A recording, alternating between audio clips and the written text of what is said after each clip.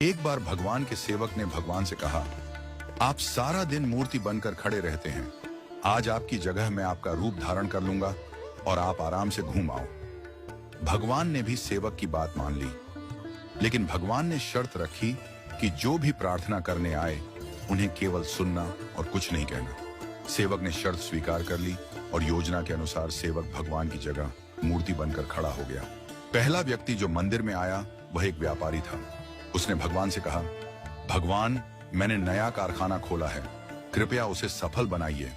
व्यापारी माथा टेकता है और तभी उसका बटुआ गिर जाता है। वह बटुआ गिराकर बिना देखे चला जाता है।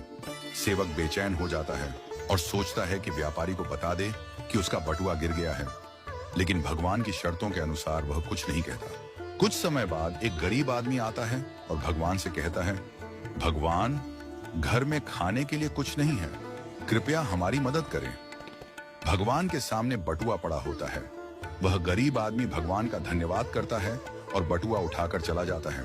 फिर एक नाविक आता है और कहता है, भगवान, मैं 15 दिनों के लिए समुद्र की यात्रा पर जा रहा हूँ, कृपया मेरी यात्रा में कोई समस्या ना हो। ठीक उसी समय व्यापारी पुलिस के साथ आता है और कहता है, यह नाविक मेरा बटुआ चुराकर भागा है।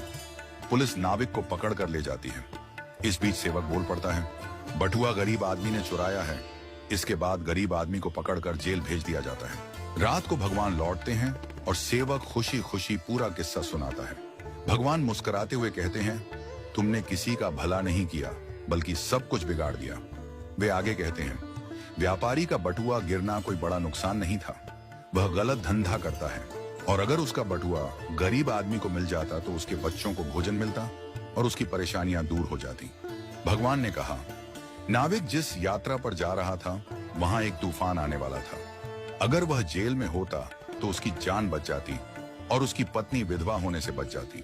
भगवान ने यह भी कहा, कभी कभी जीवन में हमें समस्याएं आती हैं और हम सोचते हैं कि यह हमारे साथ ही क्यों हुआ, लेकिन हमें समझना चाहिए कि इसके पीछे भगवान की योजना होती है। भगवान ने हमें यह सिखाया कि जो भी होता है वह हमेशा अच्छे के लिए होता है, भले ही हमें वह समझ में ना आए। इस कहानी से यह शिक्षा मिलती है कि हमें भगवान पर विश्वास रखना चाहिए और जो भी घटनाएं घटित होती हैं उन्हें अच्छे के लिए मानकर स्वीकार करना चाहिए। भगवान की योजना हमेशा हमारे भले के लिए होती है और कभी कभी हमें उस योजना को समझने में वक्त लगता है। हमें हमेशा यह मानकर चलना चाहिए कि जो भी होता है वह हमारे भले के लिए ही होता है और हमें उसमें भगवान की मर्जी को स्वीकार करना चाहिए। हमें कभी भी किसी स्थिति में निराश या हताश नहीं होना चाहिए।